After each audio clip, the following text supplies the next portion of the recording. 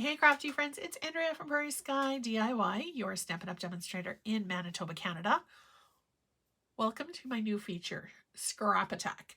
I am going to deep dive into my scrap bin every week and show you how you can create with what you already have on hand and pair it with some new Stampin' Up! Stuff as well. So I have been mass producing Christmas cards.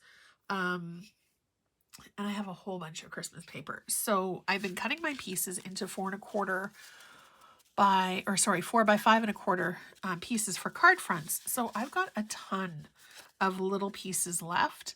So we're going to get to creating with this. I've got some of our Berry Christmas Designer Series paper, which is current from this year, 2023. And I've got some older papers from previous years as well. I can't even remember what all of them are called. So my idea for this one, I've got a retired punch as well. I'm just going to punch some circles.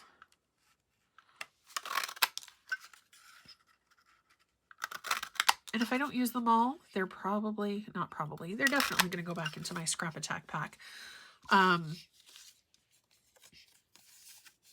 If I get tired of looking at my scraps, I will usually donate them to either my kids' school, to the art teacher, or also to a daycare, a senior center. There's oodles and oozles of places that will take craft supplies. But I like to try my very best to use as much as I can. Okay, I'm going to start with 9. I'm not sure if that's going to be enough or what we're going to end up with. Anyway, so I was kind of thinking that I would do a bit of a Christmas tree. So 1, 2, 1, 2. This was one of the first cards too when I just was starting out making cards. I need one more punched piece.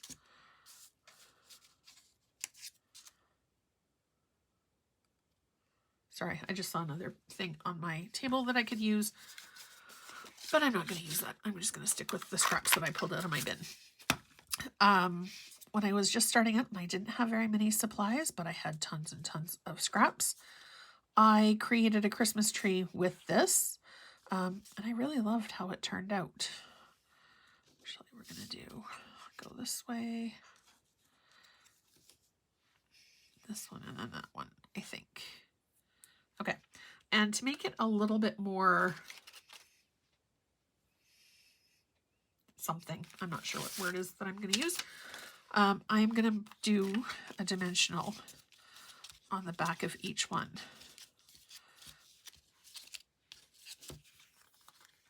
Just a mini dimensional and just one, because I think one will be plenty. I always like to challenge myself to use my scraps as well, because there's always those little pieces left over from offcuts. Usually I'll keep almost any size, actually. All right, what's going to be at the top? I think I'm going to use this green and red stripe at the top, actually. See, crafting is a process, and it can veer off into any direction.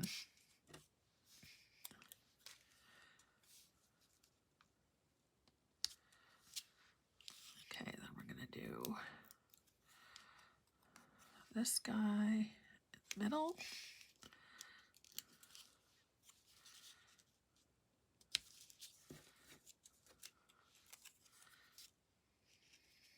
Do this other stripey one.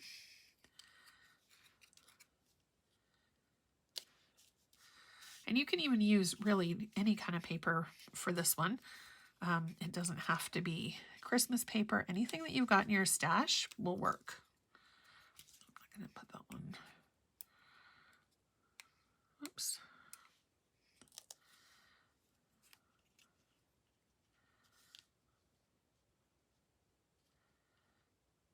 How did that work out? Okay, so we're just going to spread this one. And then we'll add this one off to the side.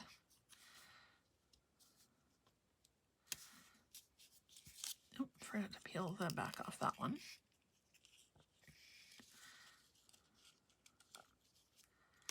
All right, so there's our tree. I have one extra piece. And then we're going to decorate it with some bling. Find some rhinestones. Rhinestones? Just maybe rethinking my tactic. Let's see what else I have in my little stash. Oh goodies, I've got some rhinestones, but I've also got, you know what, we're going to use, I don't even remember what these ones are called. So we're just going to plunk a bunch around just to kind of look like baubles on the tree. Maybe a couple per.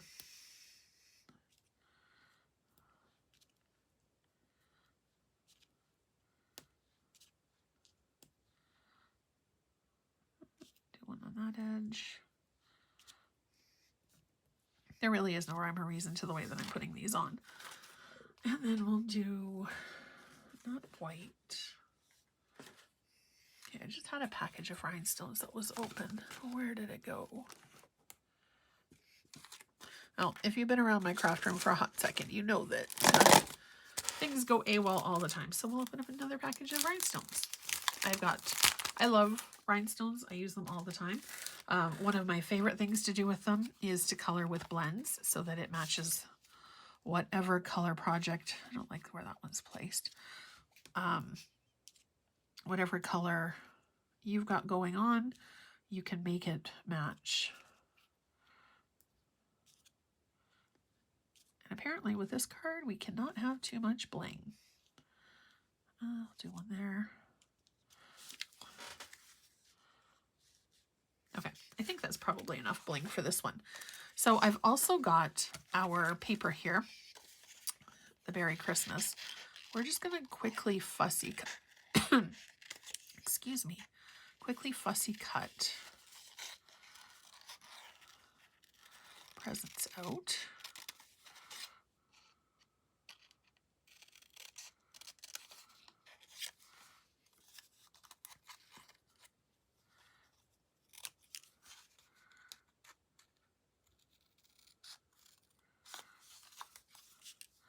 To go under our tree. And then I'm going to see, ooh, I actually do have a scrap here that I can use.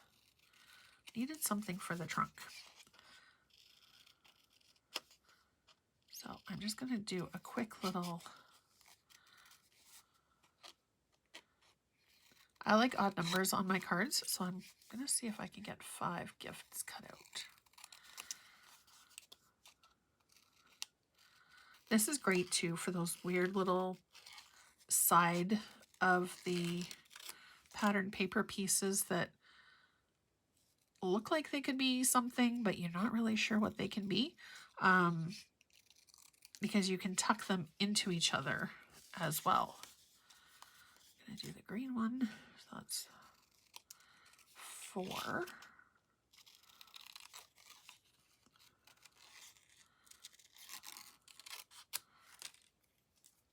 So when I do fussy cutting, I like to move the paper versus moving my scissors because I find it gives me just a little bit more control. And then we're going to do the big blue one because there's always got to be at least one biggish present under the tree.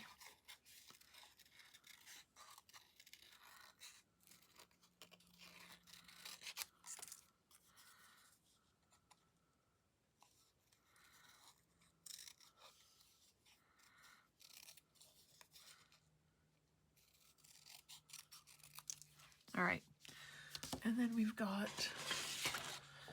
this paper from the Santa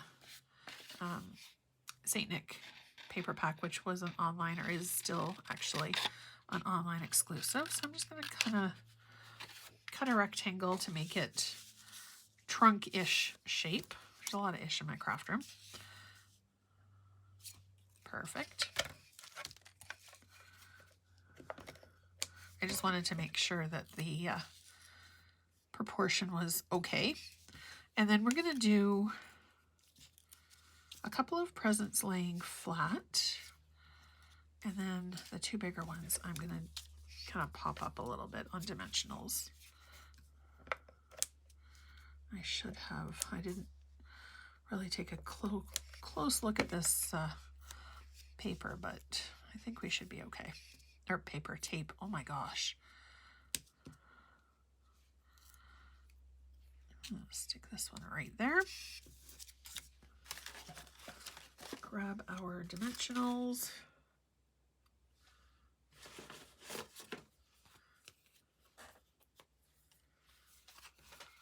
And because these guys are a little bit bigger, I'm going to do 2.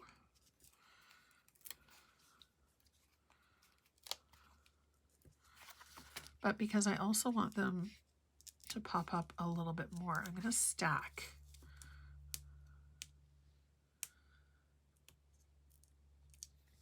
So you want to make sure that when you're creating your card that it'll fit through the slot of doom. That's what the measure kind of is for Canada Post. It's just their little measuring tool that determines whether it's going to be letter mail or parcel post. Okay, so this one I'm just going to leave as that. This one I've popped up on 2. Actually, I'm going to move this guy. Or maybe I'm not. Come on, please don't rip. Thank you.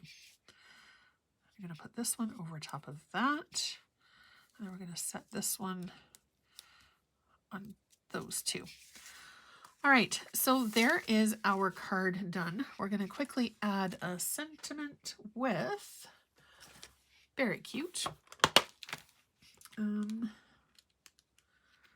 one are we going to use? You know what? I think we're going to do warm wishes.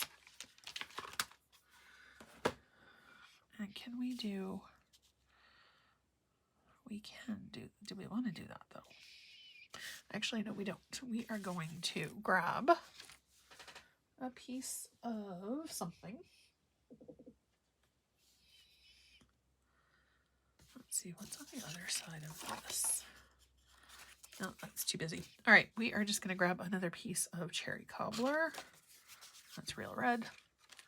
Here we go.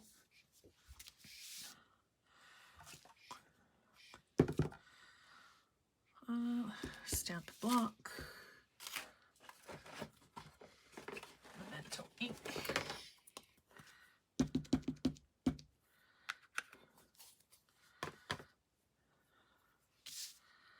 Warm wishes. Put our block back over there so I remember that it needs to be washed. And then we are just going to follow the letters and cut.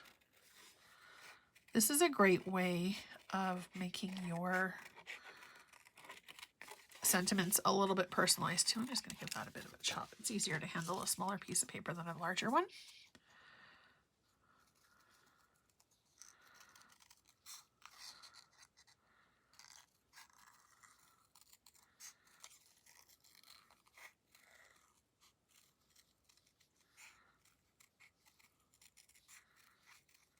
Now again, you can do whatever you like with your card. There is no wrong in art, and it's a personal thing, so whoever receives your card will undoubtedly absolutely love it, and really you're going to be the only one who's going to know that it was created with scraps. I'm just trying to decide if I wanted to, you know what, we are going to punch out a little bit of white, or no, we're going to punch out some white.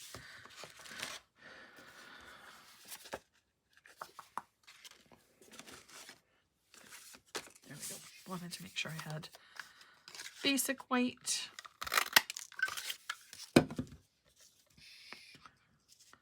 Just to give it a little bit of contrast.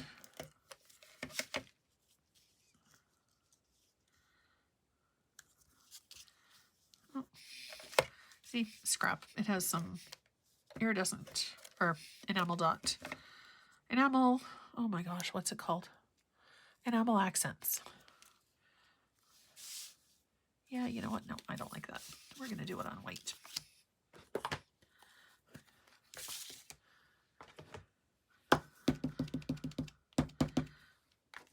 See, always a process, rarely linear.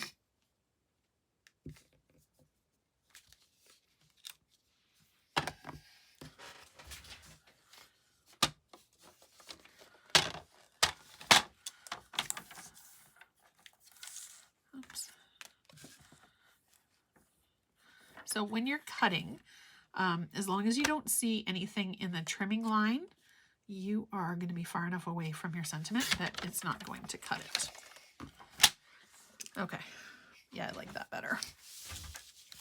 Now we're just going to tuck this into our tree. And because this is a layer, I'm not too worried about how it's going to hang over the edge just a little bit.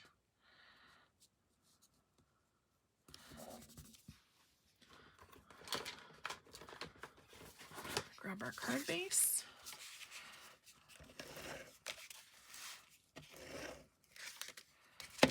Dimensional backs everywhere.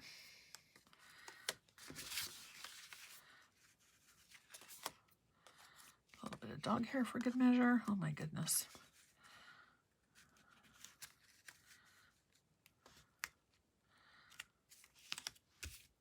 Okay, and then if it does go over the edge a little bit, you can always trim it or pry it up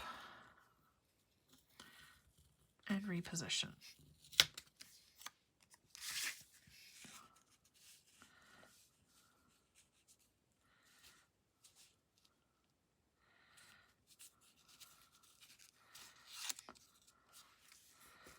Actually, I kind of like the look of the curled edges.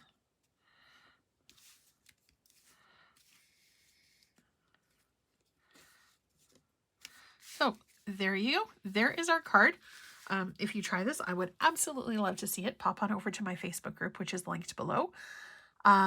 If you have, actually, I will do that. I needed something at the top of the tree. If you had a star embellishment, you could do that. I'm just going to use a large rhinestone for the very tip top of our tree. Thank you so much for watching. I hope you enjoyed this very first episode of Scrap Attack. I hope it's given you some ideas to dive deep into your scrap bin and see what you can come up with and what you can create with what you already got on hand. Thank you so much for watching. I hope you have a great rest of your day. See you soon.